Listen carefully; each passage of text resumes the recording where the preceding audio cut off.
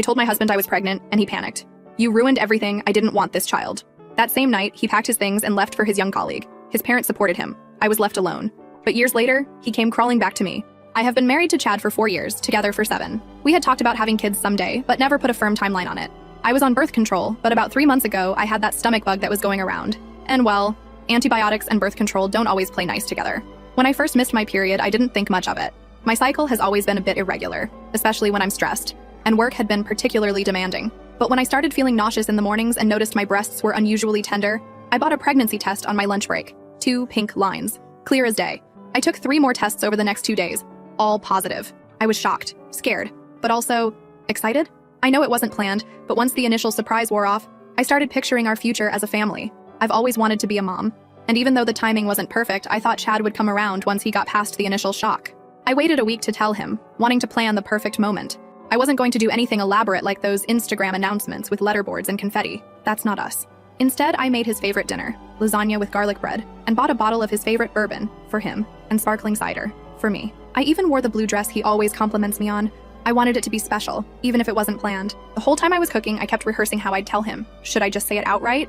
Make a joke? I settled on something simple after dinner. I have some news that's going to change our lives. Chad came home around 7, later than usual. He seemed distracted, checking his phone constantly. Not unusual lately. He'd been working on a big project with his team. He barely noticed the nice dinner, just mumbled something about it looking good, and poured himself a generous glass of bourbon before I could even mention the special occasion. During dinner, he was quiet, responding with one-word answers when I tried to make conversation. I asked about his day, his project, anything to get a conversation flowing, but he just shrugged or gave minimal responses. Something felt off, but I chalked it up to work stress. After we finished eating, I took a deep breath and reached for his hand across the table. I remember my exact words. "Chad, I'm pregnant." The silence that followed felt like hours. His face went through a series of emotions. Blank, pale, then something I'd never seen before. Anger mixed with panic. When he finally spoke, he asked if I was joking. When I assured him I wasn't, that I'd taken 4 tests, things quickly spiraled. I'll never forget what he said next. "You ruined everything. I didn't want this child." I tried explaining that it was an accident, probably due to the antibiotics interfering with my birth control. I thought we could figure it out together, like we always had with other challenges. That's when he dropped the bomb that maybe he never wanted children at all.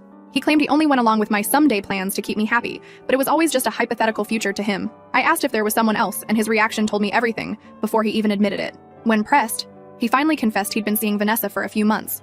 Vanessa, his colleague he'd mentioned, was brilliant and bringing fresh ideas to the team. The one who was 24, 7 years younger than me. While I was still processing this double betrayal, Chad started packing. Not just an overnight bag, but a suitcase full of clothes and essentials. I couldn't believe what I was seeing. My husband was literally walking out on me the same night I told him I was pregnant. When I asked where he was going, he admitted he was heading to Vanessa's place for now. Within 30 minutes of my pregnancy announcement, Chad was standing by our front door with his suitcase, telling me he'd come back for the rest of his stuff later. I asked him if he was seriously doing this, just walking out on his pregnant wife. His response? "I can't be a father. I'm not ready." I pointed out that no one is ever completely ready for parenthood, but that's not how life works. He just mumbled, "I'm sorry," and said he'd call in a few days. Then he was gone, just like that. I sat in our suddenly too quiet apartment, trying to process what had just happened. One minute I was announcing my pregnancy, and the next my husband was gone, off to his younger girlfriend's place, leaving me and our unborn child behind. I called my best friend Julie, sobbing so hard she could barely understand me. She came over immediately, holding me as I cried and questioned everything about my marriage. "I thought I knew him," I kept saying. "How could I have been so wrong?" The next morning, I woke up on the couch with Julie sleeping in the armchair nearby. For a split second, I hoped it had all been a nightmare, until the wave of nausea hit, reminding me that not only was my husband gone, but I was still very much pregnant. Julie made me toast and tea, insisting I eat something for the baby's sake. My hand drifted to my stomach. Whatever Chad had decided, this was still my child. I tried calling Chad throughout the day, but it went straight to voicemail. My text asking him not to shut me out went unanswered. By afternoon, I was feeling stronger, anger starting to replace the shock. I called my OB/GYN to schedule my first prenatal appointment. I was going to move forward, with or without him. That evening, I got a call from Chad's mother, Rebecca. The conversation was brief, but illuminating. She told me Chad had explained the situation to them and suggested I should give him time, because he was still too young for a family. When I pointed out he was 31, she brushed it off, saying he was focused on his career. Then came the real kicker. She hinted that I should consider options, clearly suggesting termination without directly saying it.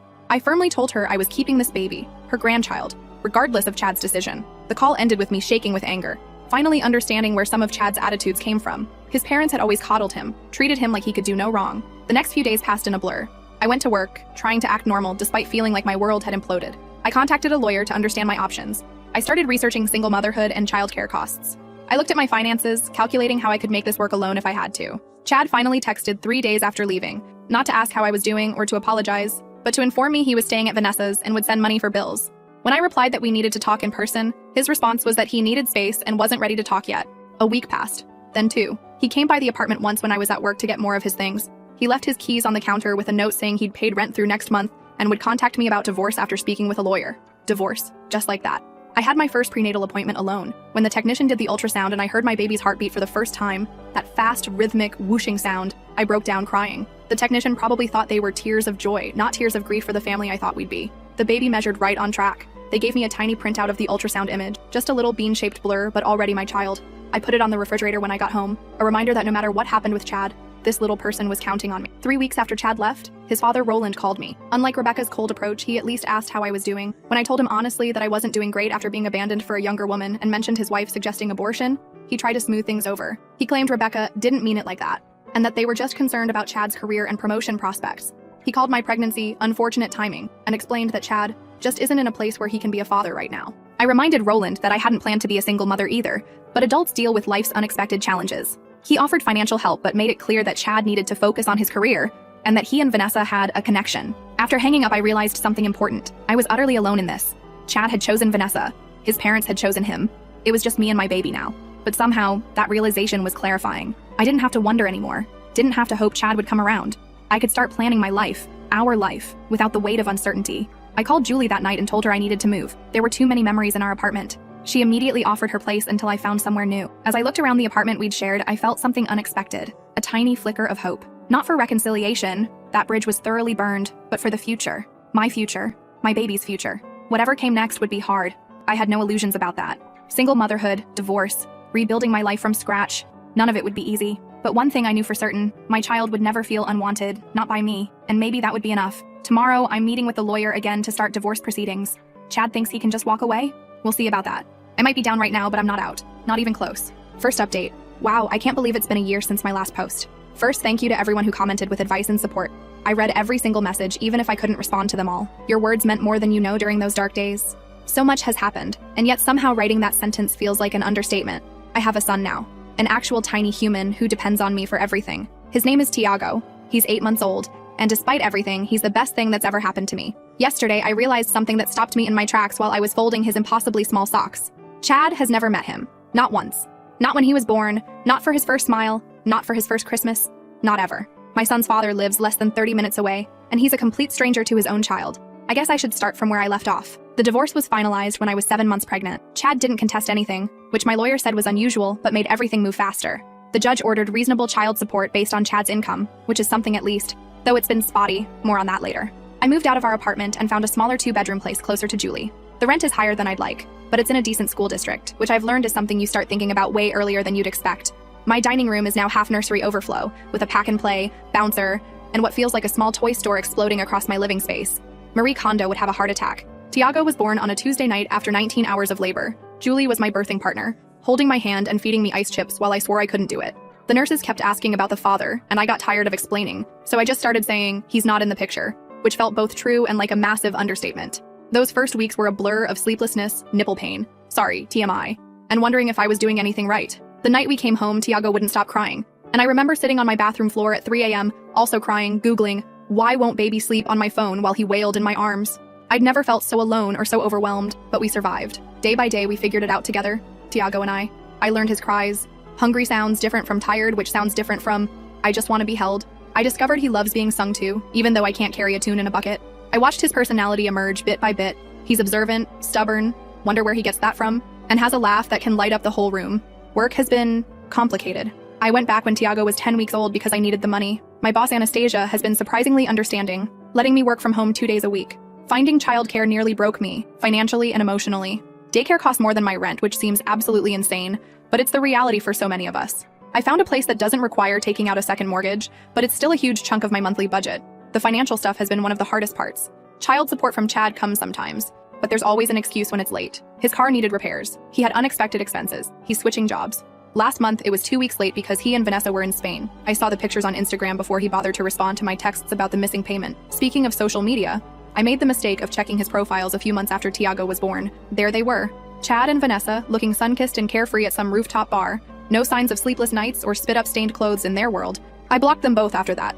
Julie says it's better for my mental health, and she's right. Julie has been my lifeline through all of this. She comes over with takeout when I'm too exhausted to cook, holds Tiago so I can take an actual shower, and never once complains when all I can talk about is baby poop consistency or sleep regressions. She even organized a small baby shower when I was 8 months pregnant, after Chad's friends all ghosted me. Funny how people pick sides so quickly. Chad's parents have been interesting. After initially supporting their son abandoning his pregnant wife, they had a change of heart once Tiago was actually born. I got a text from Rebecca about a month after he arrived, asking to see their grandson. I didn't respond right away, trying to figure out how I felt about it.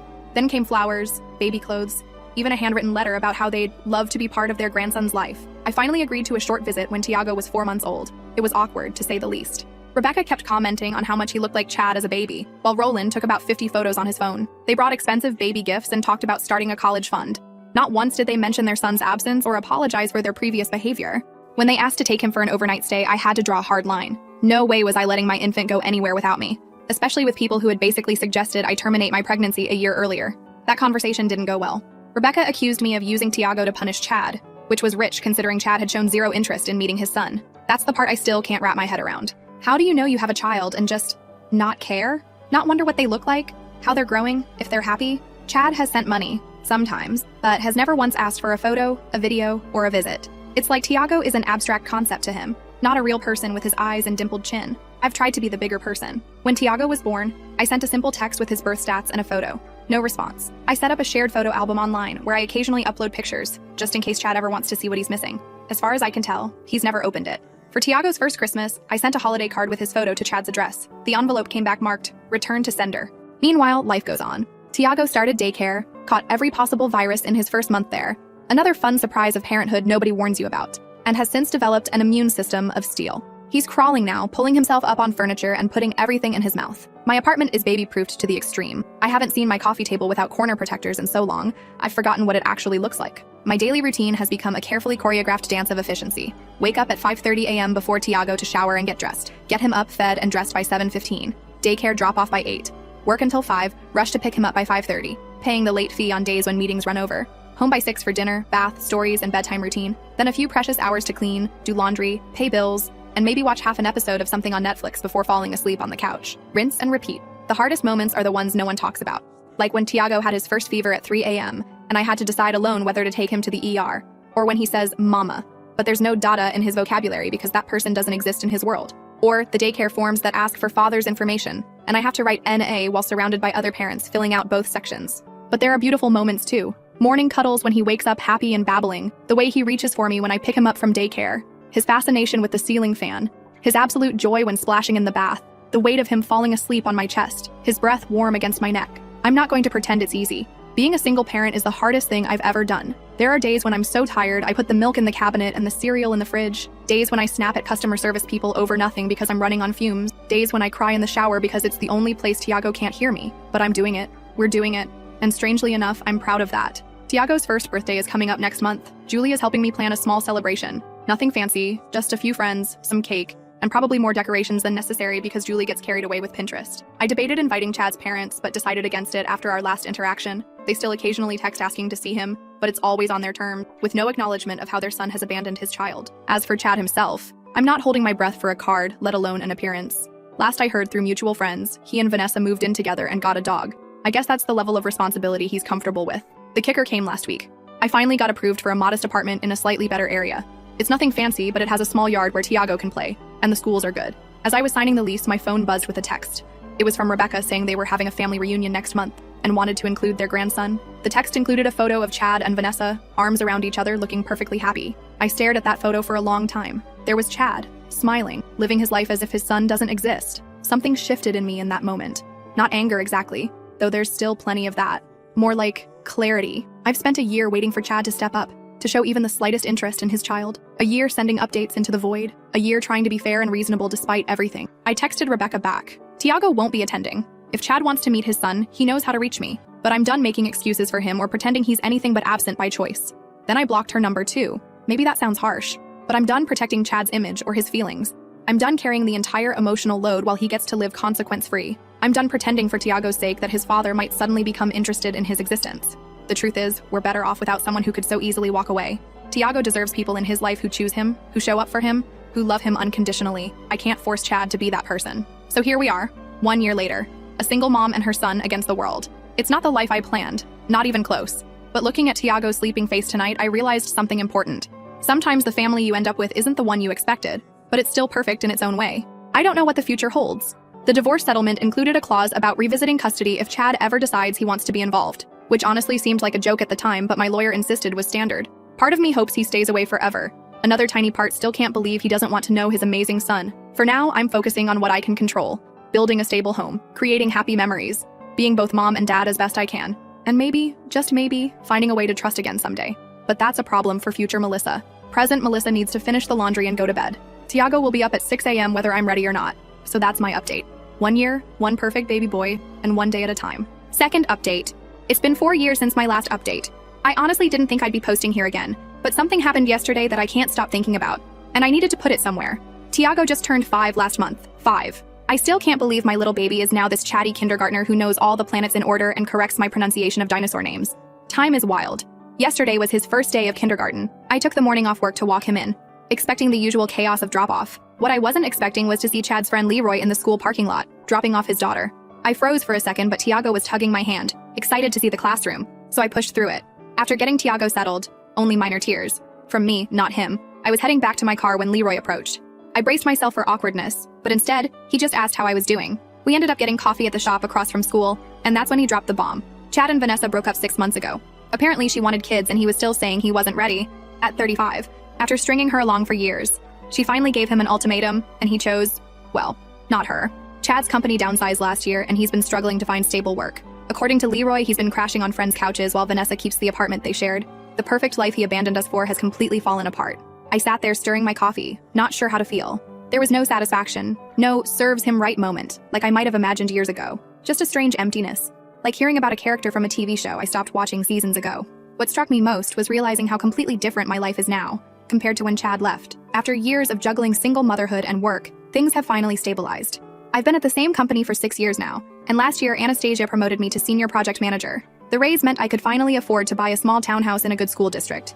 Nothing fancy, but it's ours, with Tiago's handprints painted on his bedroom wall, and a little garden where we grow tomatoes that never quite turn out right. Financial stability was hard-won. There were so many nights of spreadsheets and budget calculations weighing every expense. Child support from Chad eventually stopped completely around Tiago's 3rd birthday. After multiple missed payments, I filed with the enforcement agency, but Chad had changed jobs so many times it was like chasing a ghost. Eventually, I decided the stress of fighting for it wasn't worth it. I'd rather Tiago see me calm and present than anxious and angry over money we could manage without. The question I've been dreading started coming about a year ago. Why don't I have a daddy? Tiago asked while we were grocery shopping, completely out of nowhere. I'd prepared for this moment, read articles about age-appropriate explanations, but nothing prepares you for looking into those innocent eyes. I told him a simplified version of the truth, that his daddy wasn't ready to be a parent, but that didn't mean anything was wrong with Tiago. That sometimes grown-ups make choices that hurt people, but I wanted and loved him enough for 2 parents.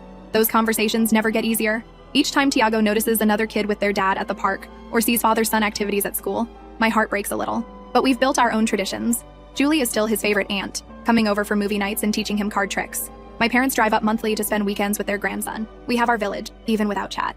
Then about 10 months ago, something unexpected happened. At a parent-teacher night at Tiago's preschool, I kept noticing this dad with kind eyes and a terrible dad joke t-shirt. I'm not arguing, I'm just explaining why I'm right. His daughter Emma was in Tiago's class, and they'd become friends. I overheard him gently but firmly handling her meltdown over having to leave the classroom toys. And something about his patience caught my attention. Douglas, widowed father of Emma, makes homemade pizza on Fridays with dinosaur-shaped pepperoni, remembers Teacher Appreciation Week without reminders, doesn't mind when my son talks endlessly about space. It started with playdates. The kids were friends anyway, so it was natural. Then coffee while they played. Then texting about school announcements we'd both missed.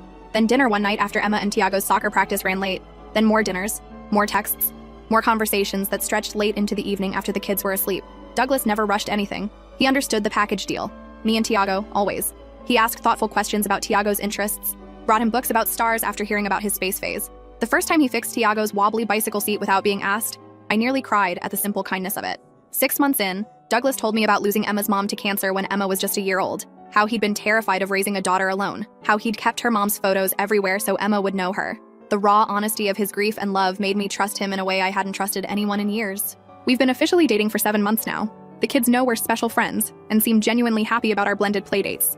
Last month, Douglas and I had the talk about where this is going. Nothing dramatic, just sitting on my back porch after the kids were asleep, talking honestly about our hopes and fears. He wants to move forward together. So do I. We're taking it slow, but for the first time in 5 years, I'm allowing myself to picture a future with someone again. Meanwhile, Chad's parents have suddenly renewed their interest in Tiago. After years of sporadic texts and occasional gift cards on birthdays, Rebecca called last month asking if they could take him for a weekend.